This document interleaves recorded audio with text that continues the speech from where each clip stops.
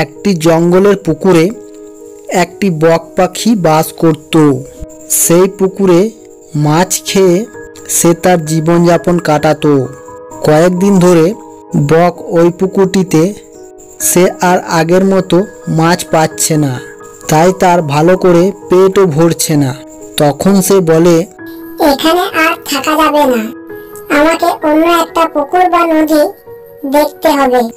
এই বলে সে সেখান থেকে চলে যায়।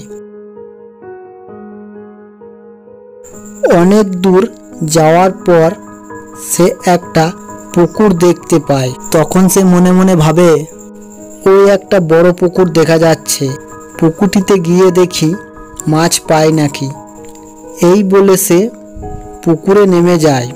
গিয়ে সে পুকুরে মাছ ধরে আর খায়।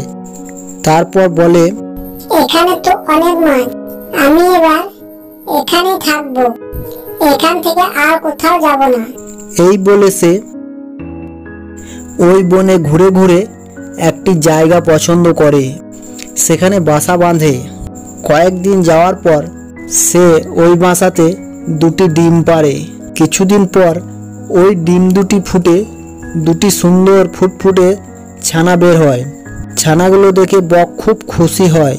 তারপর সে বাচ্চাগুলোকে রেখে খাবারের খোঁজে যায়।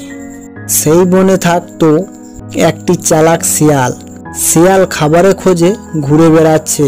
বেড়াতে বেড়াতে তার চোখ পড়ে বকের বাচ্চাগুলোর ওপর। তখন শিয়াল বাচ্চাগুলির কাছে চলে আসে আর তার লোভ সামলাতে না পেরে সে বাচ্চাগুলো খেয়ে নেয়। আর তখন সেখানে বক চলে আসে। বক সেটা দেখে খুব রেগে যায় আর বক শিয়ালটিকে মারার জন্য তার পেছনে পেছনে যায় আর শিয়াল ভয়ে ছুটে পালায়।